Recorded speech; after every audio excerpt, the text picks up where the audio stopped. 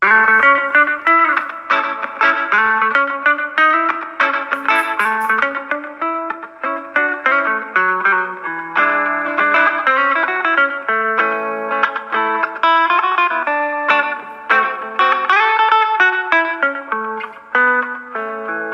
everyone, and welcome back to another episode of Beneath the Lift Tower. My name's Charles McGilvray, and as always, I'm joined by Jess Kevill and Simon Stacey.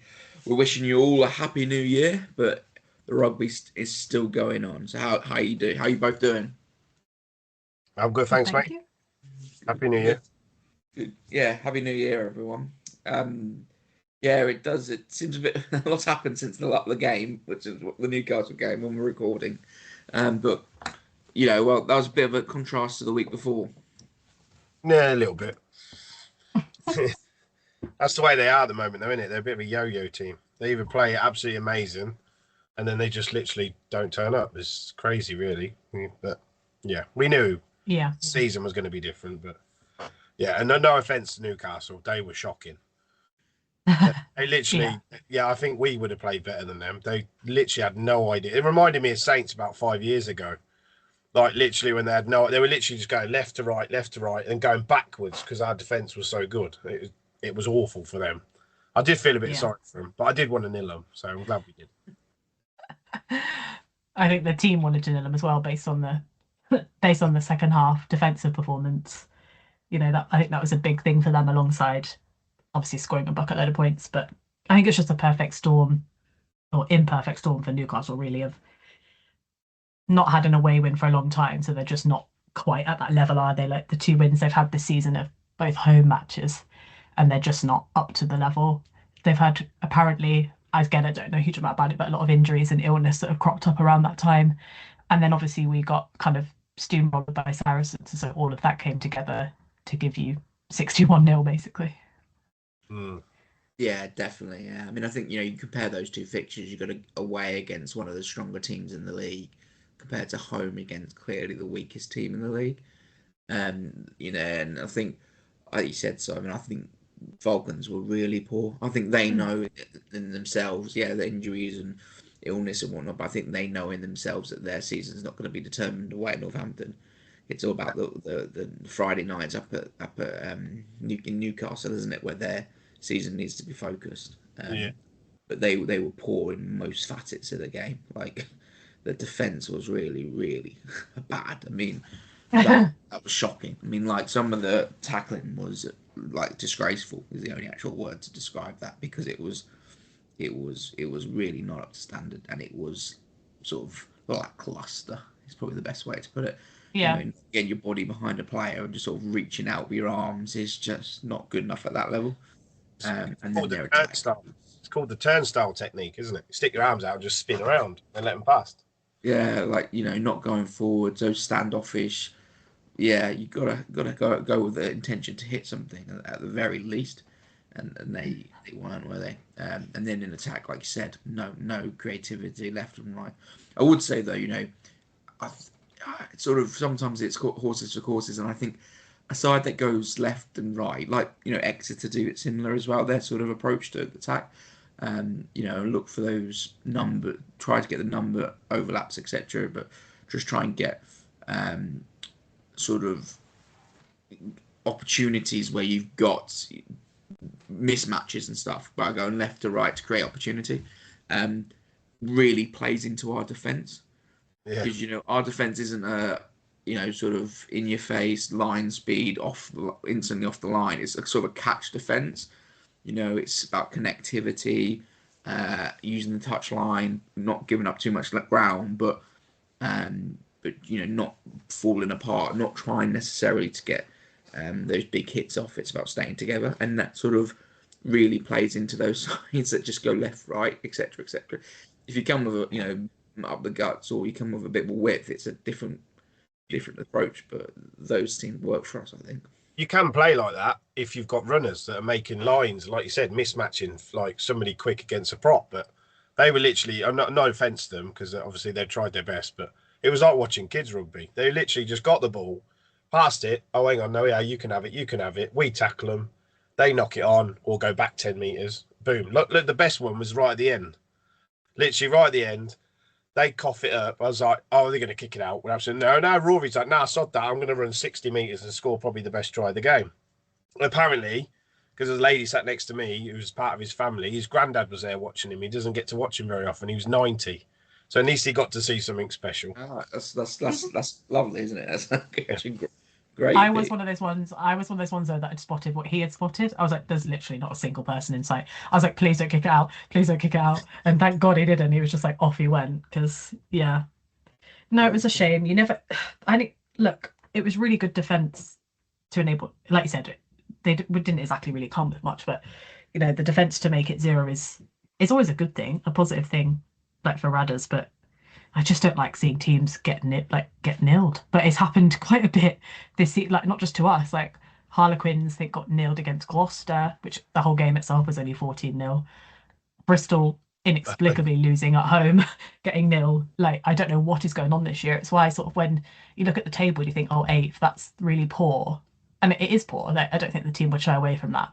But I honestly don't think anybody can write what's going to happen in this table because so far almost everyone's beaten everyone. I mean, Saracens, who steamrolled us, got beat by Newcastle. We then just put 60. Like, it's the most bizarre. It's shaping up to be the most bizarre season, and I feel like all the teams other than Bath, I honestly don't know what the order of teams is going to be, other than probably still like a Newcastle, Exeter at the bottom. But that kind of middle table, even heading up into the top 4, I don't think we're out of it yet because I don't think anyone is out of it yet, really. It's been a very odd season. And like last weekend in particular, I think really highlighted that. Some results that nobody saw coming. Like nobody thought. I didn't even think Bristol were going to lose, let alone Bristol were going to get nilled at home by Sale. So I think it throws the season wide open for a lot of teams, which will make it more interesting because like we're not playing our best. But yeah. The worry for me is the fact you just mentioned. You didn't mention that game though. Is the fact Sarries convincingly beat us, but then they went to Bath and lost 68-10. And who were we playing next? That's what I mean. Yeah. But then I know that Saracens had a red card, which obviously made all of the difference. Because I mean, I think they still probably would have lost to Bath at home. But I mean, that scoreline was bizarre. Like that's what I mean. It's bizarre. Like the way the season is shaping up to be, like, is bizarre. And I honestly don't. I have no idea where we're going to end up. And I think most teams probably don't really know where they're going to end up. Except I would still say that Bath are going to be one of those top 2. But beyond that, I think it's last weekend. Seems to have just thrown up a massive question mark as to who is going to do what, because it doesn't seem to be that much consistency from really anyone except I'd still say Bath and Bristol. Like Bristol is still. I was going to say Bristol, but they're not. I'd say Bath and Sale. Good. I think Sale are a good side. Yeah, and Sale. Yeah, no, it's a weird one because like I think when we did our predictions for the Newcastle game, I think we all went big, and I think a couple of us went in like the 40s. I never thought that we were going to get 61. I did, but I did 15 minutes into the game when we'd got the bonus point try. I thought, oh, okay, it's going to be that big, is it? But the reason that I had said I don't think I'd ever put Newcastle down as nil because like they have someone like Radwan who can do something special on his day, but they just you wouldn't even have known he was on.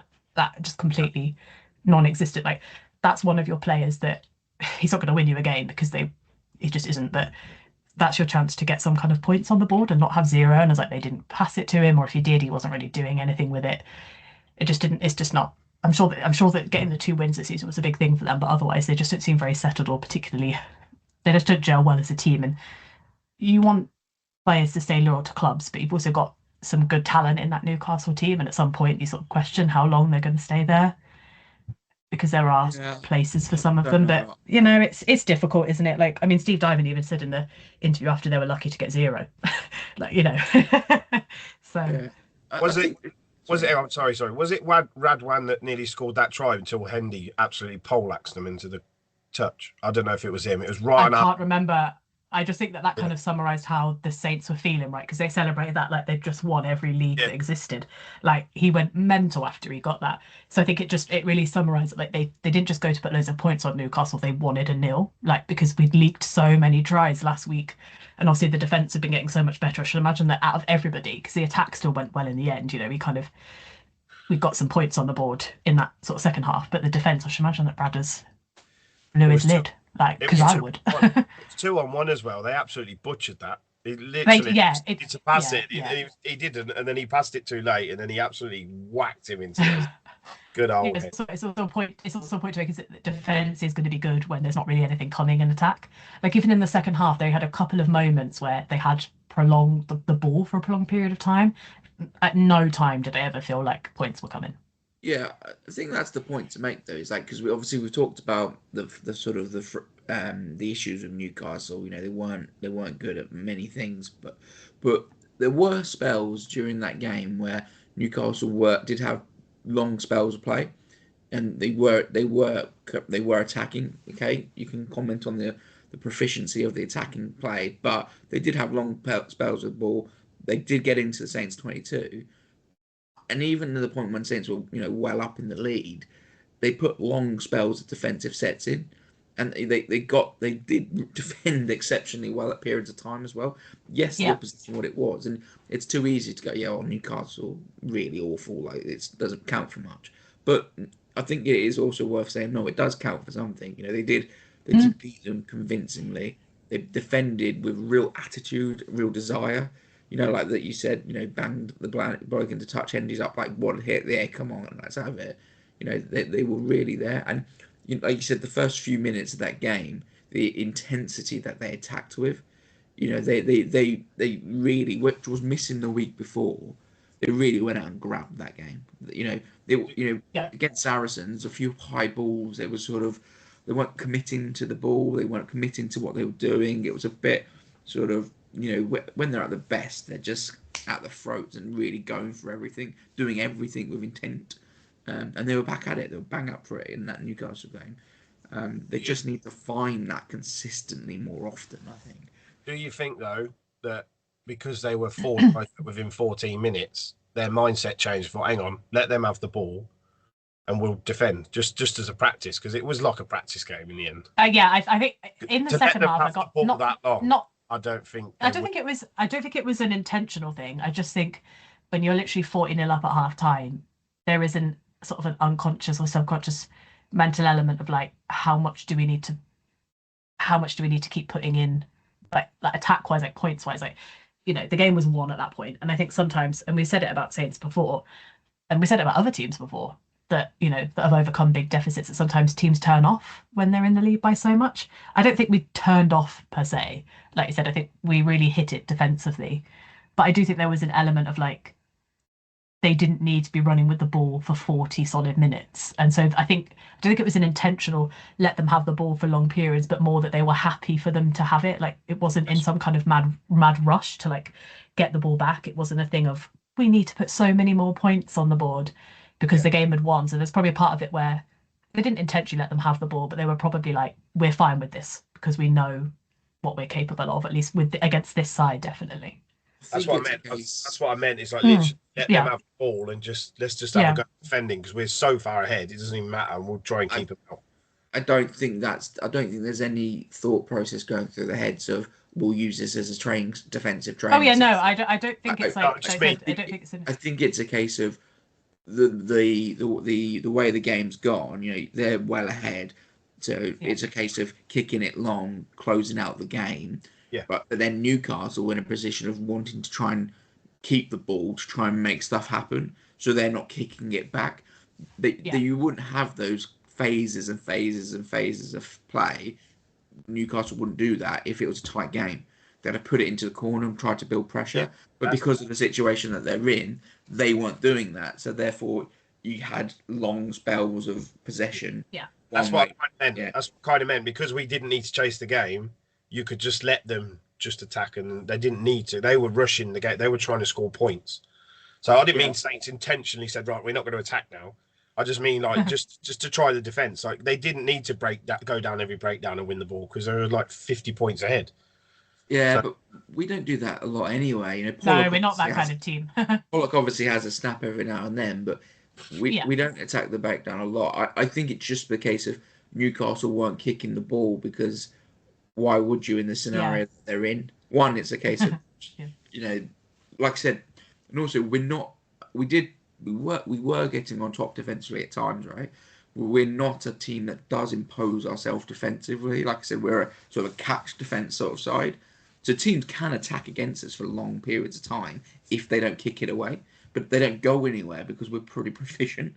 So they're like long spells of play when Newcastle had the ball around the 10-metre line, and it was just left, right, going nowhere, doing nothing because we weren't putting the pressure on either way, and they weren't making any strides either way. So it was complete sort of neutral, completely dead rubber sort of in the middle of the pitch. Yeah. Yeah. But what about players? Who stood out for you two as players? Pollock was on my money. I think they took him off because I think he picked a fight with everybody on the pitch. I think they took him off just to calm him down. I know we were winning, but he was literally stabbing it with everyone. Yeah, they took a few people off at half-time, didn't they? Because it was such a case of like, we don't need to risk it at this point. Like, I know that teams have come back from big deficits, but Newcastle weren't coming back from 40-0 down, were they? So, it was a safe option to pull some people off. I think who stood out for me is just Mitchell, purely because of that god-awful kick to the what was that? The only points we missed in the whole game, and he was right in front. I reckon I could have got it. I don't know what he was doing. It was funny because I sit just behind the team and they were all ripping. They were all absolutely crying with laughter. He kicked it so hard you heard it on the, and I've never heard it before. Like, it made an almighty bang. I was like, what is he doing? And then they went to obviously Freeman on the screen, who just scored the try. And he was like, what a joke, as like laughing obviously, but I was like, what is that? And then obviously they're the only missed points. Like, all of the other kicks were made, so you just know the absolute ribbing that he got when they got back together after that game to review it. That's probably all you need to review. Just review that. Just show that. Like, what were you doing? You don't need to review the rest. He was pretty exceptional around the pitch, though. I think. Oh no, 100%. Yeah, he always is. You see his reintroduction into the team, the difference he makes. He was everywhere, wasn't he? The tempo was unplayable. Just gives everything, the attacking line that extra half step or half a meter extra or extra bit of momentum against the defense. Like the first try, like they just fell off Hendy because he got the ball before they were even set, and then he was through, and then inside ball to Colsey and try. It was just too easy, but it's made to look easy because the ball's in Hendy's hands before Newcastle ever even thought about defense. It is hard to judge players when you're playing against such a poor opposition, though, to be fair. But it was good to see Kemeny back. And I actually do think we looked balanced. Without no offence to Coles. Coles is a lock. And we looked more balanced having a 6, 7 and an 8. And Kemeny, even though he'd been out for so, bless him, when he did that kick chase, he got all the way down there, didn't he? He just missed the tap tackle. He literally he chased his own kick and he nearly got it. He scored his try from the wing again, though. He can't help himself, can he? Yeah, he definitely offers that sort of old sort of wing forward role, doesn't he? It's very sort of, the Kiwis obviously do it, but it's sort of an old way of doing it, having a sort of traditional wing forward where he gets that ball in those channels, and he's got the pace and the athleticism, and then if you're a tiny winger, you're gonna concede ground at least, aren't you? Yeah. Honestly, it's sort of hard to pick out individuals, because I just thought I don't think anybody was bad in any way. Everybody was just really good. It was like just as a team, it all worked. What about taking Big Trev off on a hat trick? I was just about to say. I know. I was just about to say. I was taking him livid. Livid. I bet he was livid as well. I was about to say, why would you take Big Trev off when he scored 2 tries? And you just said it. But you read my mind. We had someone else that scored 2, and they brought them off just after as well. We had someone else that had that. I was like, what are you doing? Like, it's prime opportunity. Everybody loves Big Trev. Like, it would have just cemented the legend that is Big Trev. Against his old club as well. Yeah, exactly. It's interesting the Kemeny selection as well, because obviously Scott Young came on for him, and they are both what you'd call out and out sixes, but they're both very different sixes. Yeah. Kemeny is he's physical, don't get me wrong, but he's an old school wing forward, bit of a luxury player. He's a bit of a ball carrier. He's not necessarily the sort of the dirty works like a Richard Hill sort of player of getting involved in everything and getting through a shed ton of work. And then you've got Scott Young, which is the complete antithesis of that. He is literally in everything, all over the pitch. Hasn't necessarily got, he's the sort of speed and power and pace of explosion of Kemeny, but he's just in everything, nuts and bolts, hard worker sort of thing. It gives them, the two Aussies there, gives them a real sort of point of difference. They can choose either one of them and get something completely different. I do see the point though about how they're quite balanced when it was Kemeny with Pearson. Again, I think he was the other one, wasn't he? That scored two, actually. Yeah, he did, yeah. He was incredible. I can see what they mean there about the balance with like Kemeny, Pearson, and Pollock, because Pearson and Pollock are very much like Pollock just wants to get involved in literally every single thing. So I feel like he's not an Angus Scott Young, I'm not saying that, but I mean, if you can have sort of Pollock in there who's doing all of the kind of like dirty work as well as all the flashy stuff, and then you can have Kemeny without necessarily losing too much. You have the ability to have that, because like I said, and again, Angus and Pollock are very, very different players, but Pollock definitely throws himself into every single facet of it, in the breakdowns, in the tackles, even running with the ball sometimes. So I feel like there is a good balance there with Kemeny, because Kemeny's then freer to do that, knowing that there's someone who's doing the workload stuff that you want them to do. So I do see what people mean. It really did feel nicely balanced. They really worked off each other quite well. So like I said, we do kind of have the luxury of, depending on who your opponent is and who else is available, you've got different 6, 7, 8 combos that work really nicely together. And I think that the 6, 7, 8 we had at the weekend did work really nice together. Is that necessarily the combo that you're going to have with Bath? I don't know.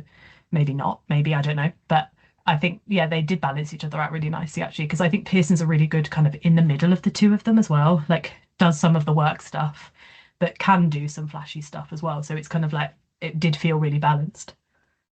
Yeah, Pearson comes phenomenal ball carrier. He's a physical, aggressive with his ball carrying. That he really brings that that sort of that dimension of he'll make some hard yards as well as make breaks and run over people. But Pollock really is an exceptional talent. Like his ability to be involved in every aspect of the game, and you're struggling to look for weakness, and I think the only weakness probably is experience. And that doesn't seem to necessarily be bothering him. It doesn't seem to be affecting him. I think that's the thing as well. It was one of the questions that we had when we were doing a podcast a little while ago about, all this kind of talking him up. Is it going to be a kind of a bad thing? Is it going to be a good thing? He's young, so we never seem to know. But from what I can gather, he's been talked up pretty much since he started playing professional rugby, and I don't think that's going to stop anytime soon. And it doesn't seem to affect him. It seems to work in his. I still think that we take as much pressure off him as possible. Like, it's why when we were talking about who should be captain when it was the PRC, I was like, not him, because I just think you'd be careful with someone who's that talented, that young, because there's already a lot of pressure on him probably, but he doesn't seem to feel it. It's I mean, like I said, he's been talked of all the time. Every time he's played for England under 20s, he's pretty much the only person that they ever talked about consistently, and that's what we're getting in the Prem now, and it doesn't seem to be affecting him in any way, shape or form, probably because he's just about young enough, but with some experience, that he kind of knows how to navigate it, or maybe he just totally ignores it because he just knows how good he is. He doesn't need people to tell him, maybe. But he's going to be a freak. We've got to do everything we can to keep hold of him for as long as possible throughout his entire career, because he's going to be, I think, he's I said, he's still young and anything can happen, but you just feel like you've got a proper great of the game in the making, and we have him. So. Yeah. I love his grit. His grit, and he's what we've been missing, like, since we've lost Ludders and that. But at 90, he does need to just tone it down a little bit. It reminds me of Tamana Harrison a little bit, where he just runs into everybody head first. And he doesn't care, and that is not going to be, if he keeps doing stuff like that, he's not going to last very long. But he's exceptional, and if we can manage him right, there's no doubt he'll be in England and a Saints captain, I would have said. It's just quality. Yeah. To pick a few other people out, I think Litchfield's slowly but surely been playing really well this year. I'm a really, really big fan of Litchfield. I feel like we sit on Litchfield a lot in terms of like people that we don't really talk about enough. I think, again, it's not necessarily that he does loads and loads and loads, but when he does do something, it's impactful every single time. I think that's kind of the key thing for him. Like, it's maybe little and often, but when it happens, he makes some massive meters, and he can really bash his way through people. And so he does stick out when he kind of does that. But I feel like sometimes we sleep on him a little bit in terms of like his talent, because he is massively talented and he brings quite a lot to that kind of centre channel. And you think sometimes when you don't have when someone is injured or you have to move some people around and he ends up coming in as a starting position, you can get a lot out of him. Yeah, I think he's sort of he's a similar type of player, maybe with a little bit more pace and X factor, but and maybe not quite as much physicality. But he's a similar sort of player to Luther Burrell. Yeah, If he can, do the nuts and bolts well, defend really well, and get that up and down game going, faultlessly, he then has that little bit of extra X factor as well. That he becomes a really, really tempting option because yeah. Dingwall for me, I mean, Dingwall was exceptional against Newcastle. You wouldn't necessarily know, but he was just phenomenal. Like, everything he It did doesn't was it doesn't just surprise me though, isn't it? I've said this before sometimes where they announce him as man of the match, and I'm like, huh? And then I watch it back and I'm like, oh. And just I reckon a lot of people are like that. Like people who are, It's, actually it's just trained to watch and commentate and pay attention to him, obviously, because I always go like, I mean, really? And then I watch it back and I'm like, oh geez, yeah. Like, he's just integral. Like, always he yeah. is always on the team sheet for me. I said that we've said that in many of these. He's number Yeah. one for me. He literally is the linchpin in defence. And it, I'm not saying he's small, but he's not a big man. But he hits like the size 3 times his size and absolutely I mean, poleaxes. yeah, it's what we say about quite a few of ours, isn't it? Like Hutchison's the same, like not small but not massive, still absolutely goes for it in defence. And yeah, Dingus is definitely the same. He's just everywhere all the time. And like I said, it's not the big flashy stuff, but it's the really important stuff that yeah, it's allow the you to get real. footholds into the game. Like, and you watch it Yeah, back, that's when you realise it. Because like I said, he's not going out of his way to do the flashy stuff. He knows that he's got people on his outside who can do that stuff, and that's kind of their responsibility. Yeah, Freeman Girolli is doing all of the fast-paced stuff, but yeah, every time I watch it back, I always think like we wouldn't have been in that position if it wasn't for him. And you can say that like so many times just in an 80-minute match.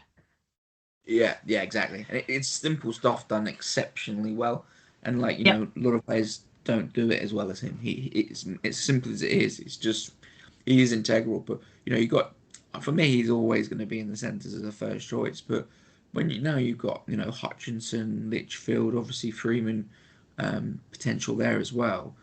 The centres are really, really difficult to select.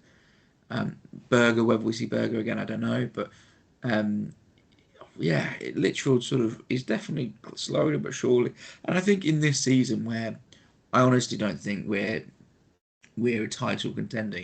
I think it's one no, of those ones where we might get into a semi-final, we might have a crack. We could pull it off, but I don't think we are. I wouldn't go in to any big game thinking we're favourites really. But this might be the year where someone like Litchfield, someone like Pollock, Munger, etc., just cement themselves as top performers, so that then yeah, next year you go again with them that understanding that underlying sort of underlying ability that they've developed over the season. So I wouldn't yeah. be too worried to see Litchfield play a lot of rugby this year. I think it could be Mm, a real benefit going forward. He's Um, benefiting yeah, from the fact he's playing every week. He's played for the last few weeks, so you're gonna yeah, get. yeah, yeah. Yeah. If he's in and out, And like, he still plays well, but he's played the last 3 games. Is that right in a row? Started, I think. possibly. yeah, yeah. Yes, And I think, that's going to improve his game because he's playing constantly. yeah, Did and that did was he definitely play? No, I don't know if he it, did play. Did he start in Victoria? No, No, so he's played the last couple of games. he might. yeah.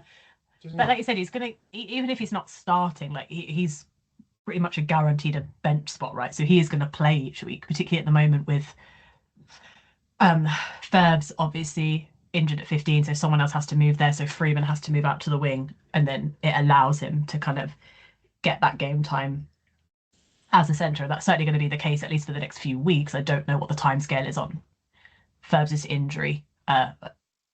I'm not a doctor. I Well, did. I am. I'm not that type of doctor. So I don't know, and they haven't said anything. I don't think. I Just so, did hear something. just so we don't.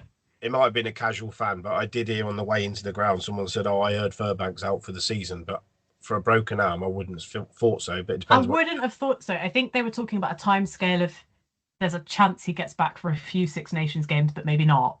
And so somewhere around there. Because I think it was, I mean, I don't know, like I said, I was always under the impression that something that's broken, like a broken bone, like in an arm, they can be fairly quick healers, but I don't know. It's also getting the strength back in it, though, isn't it? Yeah, it is. Yeah, 6 exactly. weeks, 6 to 8 weeks of no weights. So yeah. So Yeah. it's I think it's gonna be towards the end of the Six Nations, and thankfully these days we don't play that's something. that period. So hopefully we'll be Yeah. get him in an oxygen tent every night, and hopefully he'll get healed. But Yeah. he it's one of the things. He's such an important player for us. We miss him regardless. Just not just his ability, but in the squad, I think. But yeah, It's all right though because we get to watch Hendy just do insane things at the moment. Like I don't understand it. I don't. If someone was like describe him in 3 words, I'd be like, I don't think I could. Like it's just the most bizarre style of rugby, but like in the best way because he just does such great things. But I'm not convinced that he's got. Every time I watch him, I'm like, I don't know if he's got control of any of his limbs, and he obviously does because he can do special things. But honestly, the way he moves around, and the way he runs and stuff, I'm like, what is he? But it's fantastic to watch. Like I said, he's great. I think he's still got some stuff to learn. There are still. I feel like his defense is either really spot on or he really falls off. So I think there's still some. But I mean that tackle, and then the running that he does. I mean he's ridiculous. So it's fun to be able to. And obviously he's kind of the hometown hero at the moment after the final. So yeah, we want Ferbs back as soon as possible. But I can't say that I'm disappointed getting to see Hendy run out week in week out because you just know you're going to get something really good from him. yeah, the depth of talent is exceptional. I mean, I think at what point do people stop sleeping on Hendy? Like, at what point do they? I don't know. Got to really stop him. You're not gonna. Yeah. He's gonna take a hit to put him down. I mean, he won't be. He won't be. He does that little dart, and no one can defend it. Even though you know he's going to do it, but he does that step, and he's through. And he's the same as Hendy. You can't keep letting him do it. You just watch a video, you can see, but he just gets through. I think that's the thing, though. I think people will eventually realise that they need to try and stop Hendy. I'm just not sure he's stoppable. I think that's maybe where the problem will be. But, I reckon he's Stretch Armstrong. He's got those rubber legs. Stretch. That's what I mean. I'm just like, they shouldn't move like that, but they do, and it gets them over the line quite a bit. So we'll take it. Power pace is pretty undefendable, really. But he's got that in buckets. So yeah. Yeah. Anyway, we didn't have Ram. We didn't even have Ram in the 23. I know he's injured, but that just shows the back. He walked past us and didn't look injured. I don't know how to, but he was walking fine. It wasn't like anything I could see, but you never know. That's what I mean. Strength is crazy in the backs. He's got all his family over from Australia for Christmas, so maybe they gave him a week off to spend some time. Some time in. I think he was on the radio and they rented a house in Castle Ashby for the whole family to get together for Christmas Day and everything. So maybe maybe the club gave him a week off to get to enjoy that. Who knows? But yeah, it's weird because shows you the level of talent. I mean, obviously with the 6-2 split on the bench, it makes it very hard for him to get into that because Hutchinson covers so many positions. But he was covering 10, wasn't he? So, and he was covering 10, so yeah. Hutchinson might be the best 23 in the Premiership because he covers everywhere, doesn't he? Pays power. I feel like and he covers them really well as well. Like, I mean, again, it really highlights how bad Mitchell's kick was because Hutch had a couple of difficult ones and he managed to get him over the line. But yeah, he's just a really, really great performance. But like you said, it's all about if we can build upon it, which we have not been able to do. Like I said, we should have been able to build upon that win in Pretoria and we couldn't. And so it's really important how we turn this one around because it's Bath. And we've already lost to them away. We'll get on to Bath. This becomes a must win, doesn't it? Like, a lot of people will say, "Oh, the 61-0, that's papered over." That no, it's not. It was I'm not trying to be a realist here. It was Newcastle side. So 61-0 is amazing, but it's not 61-0 against the Bath or a Saracens. So it's not taking away the fact we were so poor the week before, and they've got to turn up plus some this Sunday to have a chance at Bath. Before we get on to Sunday, news today, obviously, that Matt Ferguson is stepping down, leaving at the end of the season. I mean, that seems a massive loss, does it not?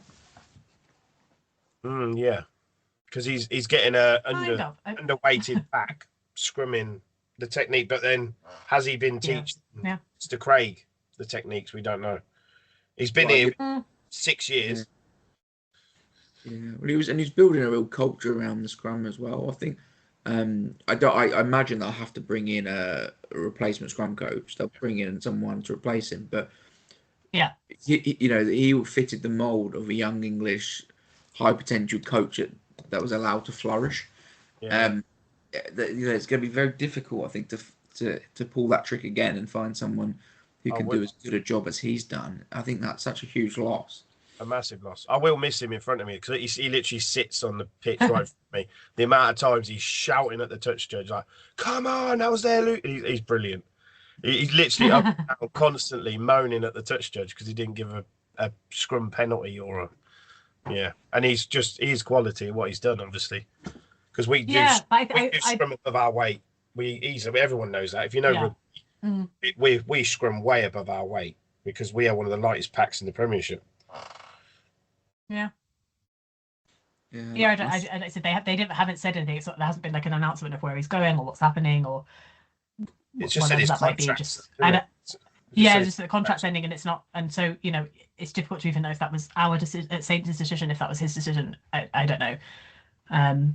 It's a difficult one because it feels like he did a really good job turning our scrum around because for a while there it was really bad. A good few years ago it was really, really bad. But I do also feel that we're lacking, and maybe it is just simply that we are a very, very light pack and that might just be what it is, but it feels like we're lacking something in that area that is not consistent enough for me. Now, that might not be anything to do with him. Like I said, you're coaching what you have available to you, and so that's obviously a big part of it. But it does feel a little bit like we had a really good trajectory with it, and then it's kind of plateaued, and I don't know if they just want to freshen something up or if he got a better offer. I don't really know what it is, but I feel like if it's going to happen, perhaps this is as good of a time as one when you're a team in transition. You're not a team at your top of your game. You don't want to be losing someone when if we'd lost him before last season, then I'd probably say it was a bigger loss then because we would have, we were really pushing. We knew we were going to be pushing for a title last year. We know we're not this season and potentially not next season with, kind of the building back up that we've got to do. So maybe the timing just worked out. But yeah, it feels like our scrum is missing something, and like I said, that may not even be anything to do with him. Like, it may just simply be we need some bigger people pushing in there possibly, but maybe it's just that, like you said, the timing is right, whatever it might be. We don't know the ins and outs of what's happened there, but the main part of the pack being lighter is because one of Charles's faves was Mooney. That's Mooney. It's a lot lighter.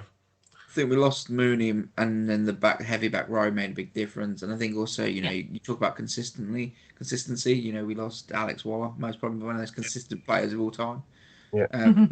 But the thing you get though, we feel with this pack at the moment, whilst potentially underweight, they're very well coached. You see, they outperform what they should be doing potentially, and it's just going to be really interesting what happens there and how that plays into potentially with recruitment as well. Because if you're bringing in another scrum coach, you might have certain aspects that he wants out of his front row. It's really interesting. But like Jess said, it's the right time probably because we are very much a team in transition. So hopefully they'll find someone else.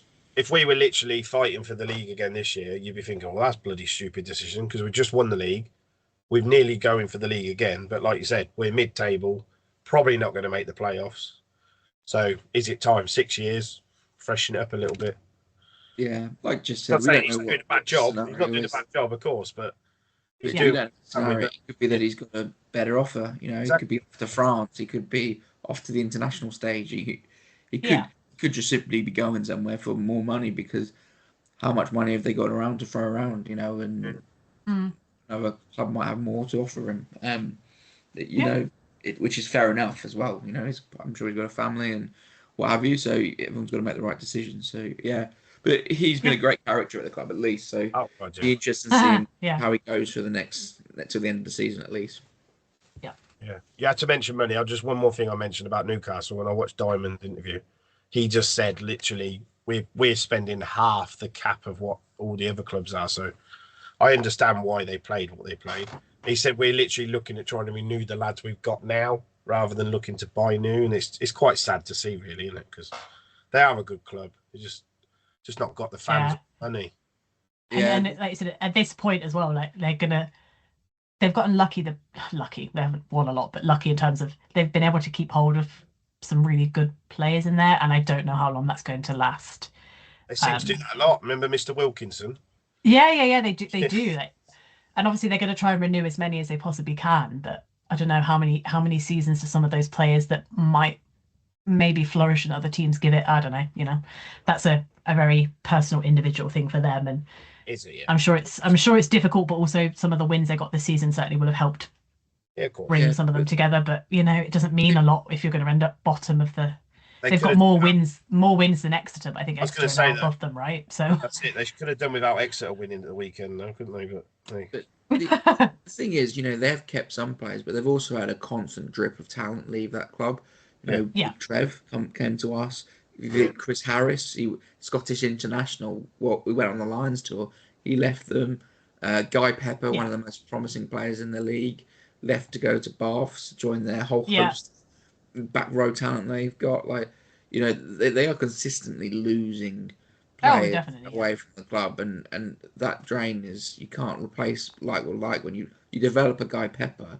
Takes probably 5 years to get into the first team. He goes off to Bath and you've got to start again. They're a development club, isn't they, unfortunately, because they just not got the money to keep them or develop. They need to keep them, that's the problem. And if you know if you keep 4 of those players together, it makes a big impact. They just it is money. I mean, you know, Northampton are spending nowhere, you know, sort of bottom quarter in terms of what the club's spending, and yet they won the league last year. Whereas, you know, so it can be done, but Saints, the key thing to Saints is they've kept hold of this core group of young players that they've developed for a long period of time. Yeah, it was the point. It was the points that people made on I saw one of Newcastle's when Newcastle posted the result on their Facebook, and a lot of people were like, we just can't compete with Saints because of the money. And you did get some Newcastle fans that were like, they're not a club that actually goes and spends and puts in a lot of money. Like, you look through our team and how many of them have been here since academy age. Like, it's a hell of a lot of them, right? Like, you know, we only buy in when we really feel like we need it, or there's someone that we think can specifically add something, like your Rams, for example. Like, you know, we will go and chase certain people, but we are very much a side that focuses on developing people through the academy. So I think a lot of Newcastle fans were like, that's perhaps not a fair comment to make about the Saints in particular, but definitely is about other clubs. Because we, you know, like you said, winning the Premiership we did with the players that we had in terms of the players that we developed from academy age, like, you know, that's a really fantastic thing. Like, spending, like you said, spending within the bottom quarter of teams and still being able to win, but not many clubs can necessarily do that, and some do spend all the way up to the cap. But I think quite consistently they have said that we haven't spent all the way up to the cap, so it is something we do consistently, of trying to keep our homegrown talent and develop our homegrown talent. But Newcastle are right, like, generally speaking, they cannot compete with the money that other clubs are spending, with, like, the exception of a team like us, who they just can't compete because we're very talented, obviously. But yeah, it is hard for them, and I don't really see a way out. And I feel like it's why it's really important to have relegation and promotion again. It would be a shame to see them go down, but you still have to question the contribution that they're making to the rugby sometimes. Like, yeah, it's a difficult one, but it would be interesting to see if another club has the ability to do it from the Championship. I'm not saying that they do. I think they're probably going to have some of the similar struggles to Newcastle, perhaps. But yeah, at what point do we sort of say to Newcastle that actually it's probably going to benefit you to not be doing this week in, week out? But, I don't think it will, though. I don't think it will benefit them going down, because they're not going to be able to increase the go down and come back up any stronger. It's just going to lose more players. No, I'm not saying it will benefit them going down, but it certainly isn't benefiting them staying up, is it? You know, so at what point do we have to put that against? At that point, we have to kind of weigh it up against what benefit might another team from the Championship have, and we don't know that until one potentially comes up, obviously. But yeah, it's difficult all round. It's why we talk about how rugby in England's not in the best shape and hasn't been for a while. And yeah. But to be fair, I don't think there's a team in the Premiership that's got as many academy players playing for their club as us. There can't be anywhere near, especially for international. The worry I've got is that these boys are going to get better and better, and they're going to want more money. So we're not going to be able to keep all of them, unfortunately, in the future, because they're going to want more money. I'm just glad we've tied them down at the moment. Yeah, I mean, I think Newcastle's format they should be following what we're doing as a club, because they've got they do develop talent, they do bring talent through, they pull from a large area, and then they just need to try and focus all their money on keeping that group together for a period of time, going through some hurt, and then developing them. You know, losing Guy Pepper is such a sting in the tail for them. You know, because he could have been a player that kept that cup going for quite a while. But the thing with the promotion and relegation coming in is the team finished top of the championship has to beat the team that bottom the Premiership. And I'll be honest with you, I don't think Ealing or any of those clubs are actually going to be able to compete with a Newcastle when it really matters. Yeah, they've got some results in the PRC against second, third string Prem teams, but when it really matters, are they going to be able to push Newcastle up? Newcastle can't see it happening. The problem Newcastle had was I don't know if just remember when it went professional, they had like a big sugar daddy that bought all the best players. Yeah. So they won the Premiership and they had like all the best players. They had some quality player, and then it just went down, and they've never had recovered, and they haven't had the money. So and they've always been that team that's been the yo-yo that went up down until they did relegation. They capped it. So they would have gone down. It was bottom last year. I can't remember. Oh, because they didn't win a game. Yeah, so they would have gone down, but because there's no relegation, so it's one of them. It's not helping anybody, because if they go down now, they're not going to gain anything. They're just going to lose their best players, and they're going to come back with weaker players, and then just possibly go down again next year. So the year after. So. The problem is though, like it is a bigger picture, because if Newcastle goes down and that club folds or whatever, that's North East Rugby gone. Yeah. And what are you replacing them with? You're replacing them with a team in Ealing, which are, you know, a couple of miles down the road from Harlequins, that don't have any facilities, don't really have a proper academy, and it's basically just trial funders owner who's an older gentleman funding aside. You know, it's not adding any value to Premiership rugby in my view, but we still don't know what's happening with Worcester Wasps and London Irish yet, though, do we? Yeah. But where do they come back? They shouldn't rightfully just come back in the Prem, because they went bust. I don't think they are. One of them is, I can't remember which one it is, but I think they've applied to play in the Championship. I don't think they've applied for Prem level. Yeah. I think all three have applied to play in to the Champ.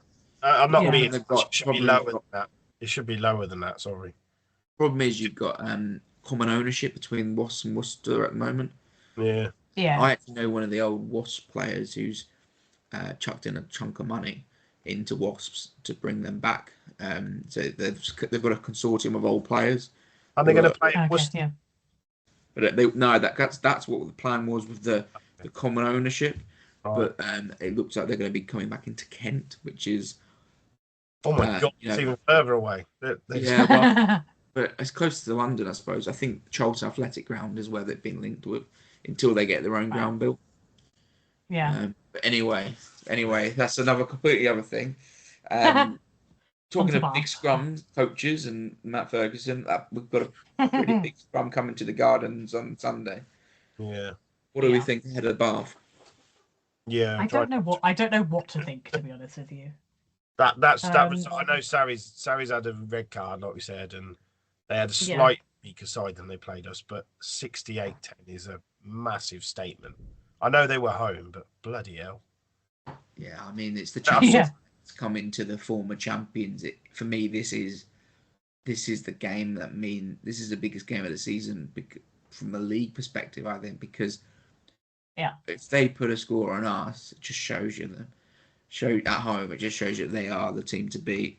And I'm really worried. I mean, I think home has is a big factor.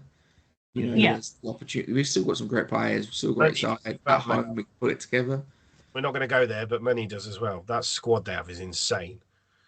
Yeah, I don't want to point to it. You know, it's stupid to get into salary cap conversations, because every time a team's good, people call them out the salary cap. But Steve Diamond questioned it the other day, You Yeah, look he's at the right. depth of talent there. It's getting to the stage where Sarries were. It's not quite to where Sarries were, but I reckon it is. oh no, I mean No Sarries had slander here, Watson though. as We can't say tired. obviously, but that they literally could field 3 different sides and it'd still beat most Premiership teams. It's an absolute joke. Yeah, I'm not sure it's Two, quite there. two.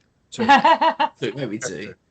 They've got two class sides, that's for sure. I mean, um, yeah, and you start, like you look at the side, and definitely on last year's form, you go through most of the sides within the Premiership, and you wouldn't really trade out any of our side last year for anyone else. But it's getting to that. You look at the Bath side on form this year, Yeah, and you go, "Oh, a lot of those Bath boys are on form." yeah. The front row and back row, Exceptionally just talented. insane. Yeah, their front row is international standard. Back row is they've got 6 internationals. Yeah. It's It's being sour grapes. I'm not going. Oh, it's not fair, but it's not fair, is it? It's like I know we can't go like that, but it just seems. How can you keep that back row happy? They all want to be playing their back row. I don't know who they're going to play against us, but whoever they play is going to be absolute quality, and especially at the breakdown. yeah, Mr. Hill, we don't want him playing, please. No. yeah. I mean, that's the thing. I suppose the one thing I would say with them is they've had a lot of injuries. So if you say their first choice back row is potentially Ted Hill, Alfie Barbary, Underhill. Yeah, you say that, but didn't Underhill come on with like 75 minutes and he scored a try with his first touch? You Yeah, can bring on a Sam Underhill. yeah, but That that's just because they shows the jump. haven't been able to keep that back row fit. Barbary seems to go off every game. Ted Hill hasn't had a lot of minutes, and so it just happens they've got Bayliss It's a joke. and like behind them that are just as good, almost all class players. And then you got Um, Ben Spencer and Finn Russell. You know what I mean? Like, yeah, I mean that's the key, isn't it? Like if you can cut them down, you can cut Bath down. Mm. But can we borrow Courtney back for one game? Just get him to absolutely pole out. I mean, Finn Russell, in my view, is the best 10 in the world, and he Yeah, gets labelled with like, oh, he's mercurial and he's a maverick, but he's not. I He's did. Nah, just amazing. he's He's great. the best kicking game in the world. Yeah, His passing game is outrageous. His game control is phenomenal, and he puts hits in, he puts shots in. Having played in France for a few years, he's come back with a much better defensive game than he had before. Mm. I think they're just used to. He had to stand up and get better at it, and he has. he's I don't know. insane. Maybe it's controversial, but I wouldn't swap him for our Finn. Genuinely. I wouldn't swap him, but I'd have him starting and have Finn because Finn's still young. If you could give me Finn Russell to play for Saints right now to help us win the league, I would have him because he is the best 10. I wouldn't swap him because Finn Smith is ours. He's the boy. He's the youngster that's come through. He's part of this. He's our lad. But I think you got to say put your rugby cap on. Finn Russell is the best fly half in the world. Exactly. So And maybe that's why I said it was controversial, but I still wouldn't have him here. yeah, Maybe it's just me. I don't know. Maybe it's just me. Can you imagine what he could teach Finn? But I would still have. Baker did. Yeah. But I think I still really like Mitchell Smith. I think it's gonna be a really interesting matchup between like those two groupings, as it were. I think Ben Spencer is really. I'm not saying he's not good. He's really good. Club rugby. I'd still have Mitchell over him every day. So I think we're better there. And then maybe it's like, and then it's the offset maybe of the 10. But then also Russell is one of those that if he's having a bad day, it's bad. I think that's the only thing with Finn Russell. When it doesn't happen. Yeah, it used to happen quite a lot. It used to be that his lack of consistency was what kind of I think held him back for a while, along with his attitude, which I think has all changed now. But yeah, if you're able to target him and you're able to sort of bring him down a few pegs, like it could go bad for him because I think he can fall off quite dramatically. So that there's a chance there. I still think we can beat them. I'm not saying we definitely will. I think it's very much heart thinks we will and head thinks that we're not going to win. But they're a good side. You had your Saints tinted glasses. I know for no Saints fan here would say, "Oh, let's swap them." But if you give me Finn Russell now to play for Saints, do you remember there's 10 years difference in there? I think Finn Russell's 30, 31, 32. There's 10 years difference. He's had 10 years. So if you imagine what our Finn's going to be like by the time he's that age. Hopefully, we can keep him. But like Charles said, he is the best 10 in the world by none. So if you have it, if you got the option to play him as a loan for one game, you'd have him. Yeah, Sorry, he's one of the players that will be remembered for a long period at international level. He's going to probably start for the Lions. You know, he's a tremendous. But I wouldn't swap Finn Smith for Finn Russell because I wouldn't swap him. Because Finn Smith is ours. He's a Saintsman, right? Quality. So it's not. That's not how rugby works. We've brought Finn through. We've developed him. He's us. I do think right? I do think Russell has that unique thing of he is probably a 10 that you could slot him into any team and he'd be all right. Yeah. You know, because sometimes you have players that are they work a particular way, and so they work better playing with this pack versus this pack. I do think Finn Russell's one of those you could just chuck him in anywhere and he'll do something for you. Like definitely, I'm not disagreeing. He's on the levels of back. This is a big statement, but when you add like your Wilkinsons, your Dan Carters, he's getting to that stage of that's how quality the boy is. So I know Bath are paying a lot of money for him, but it will most likely win them the league this year. It nearly won last year. Yeah. But if a banner hadn't gone off, unfortunately, I think we might have lost that final. But we just had the heart to go through in the end. It was nearly give me a heart attack like the last final did. But the boy is quality, and he's got rid of his like edgy, like where he used to be rubbish or really good. He sort of seems to have cleared that. Yeah. And if even when he's not having a good day, you are. France knocked that out of him.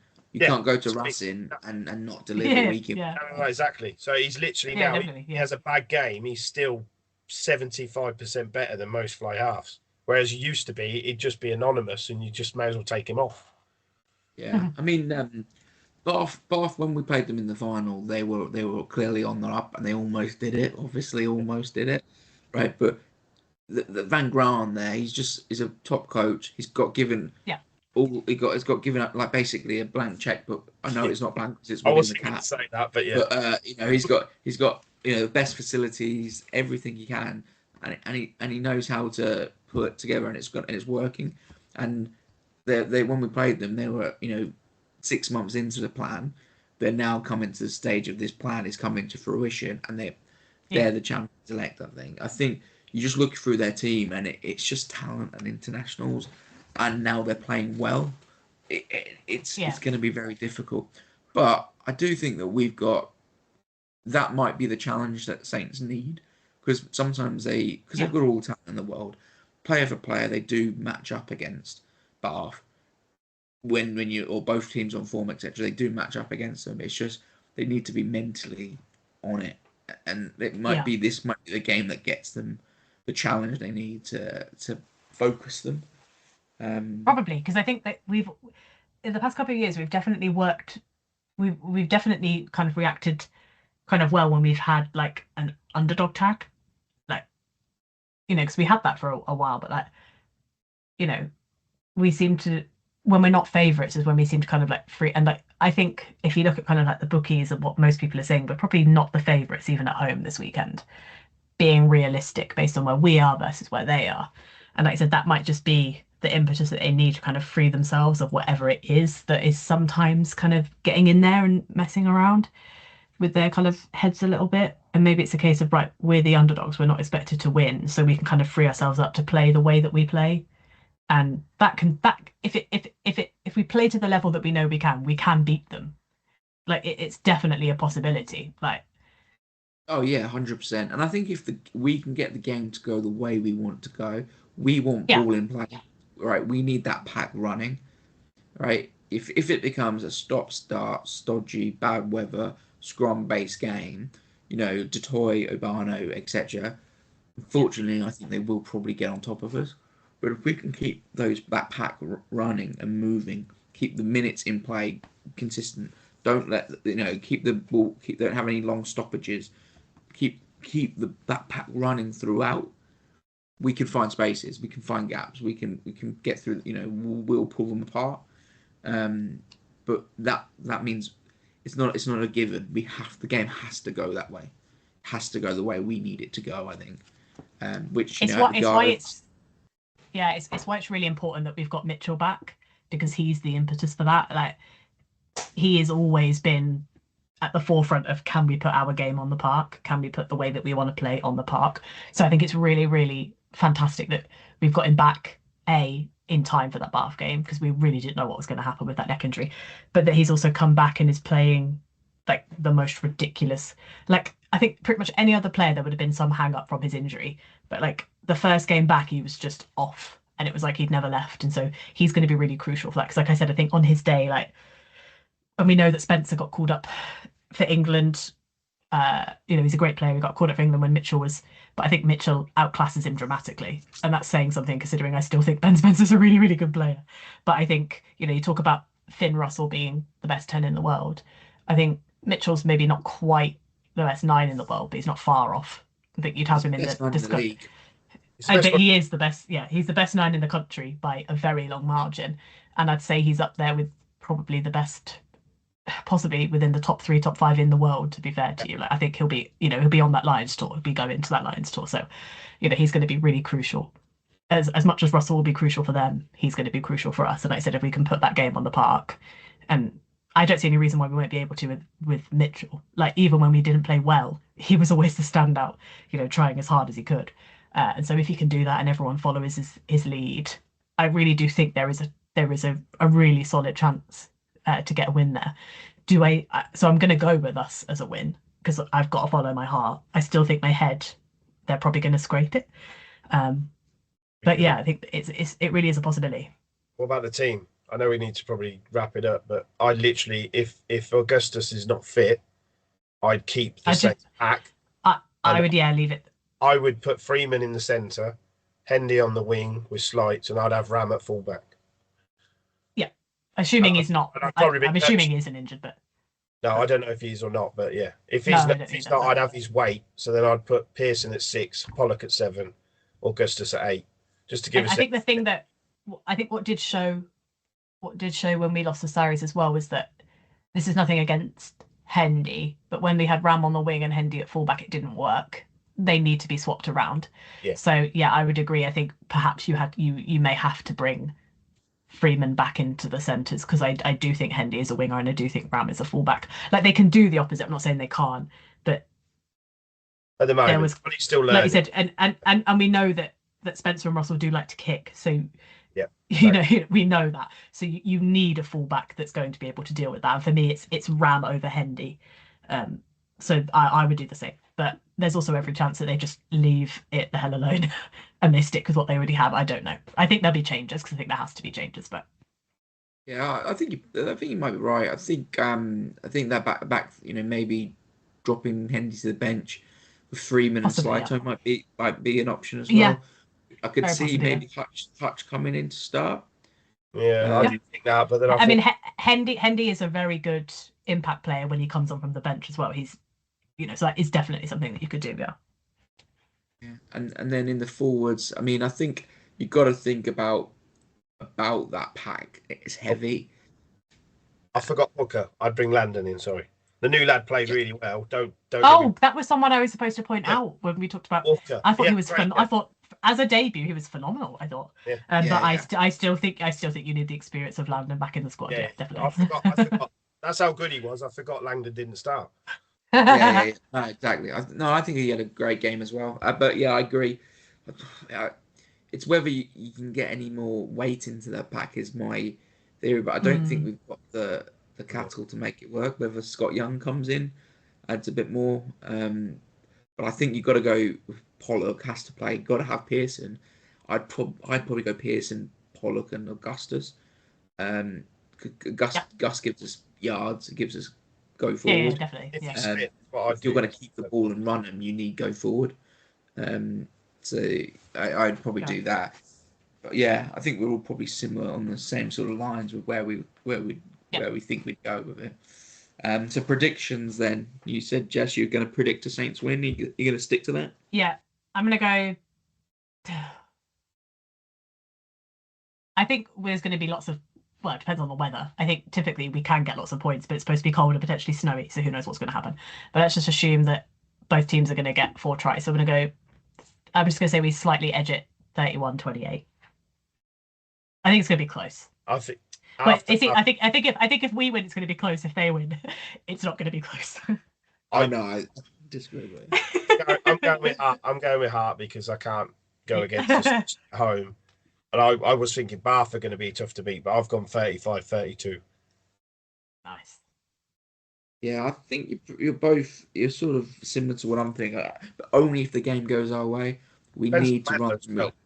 Yeah, the weather, and if it's a stop-start game with bad weather, then they're just going to overpower us. But I Yeah. think if we can keep running them, then I'd probably go something along those lines. 30-28 is probably just so it's a different number to what Jess said. But anyway, yeah, it should be it should be one of the games of the season at least. So I can't wait. Hope everyone make sure you wrap up warm. But it's be a great game. I've been Charles McGilvray. Jess has been Jess. Simon's been Simon. Thank you very much for listening. Thank you. Bye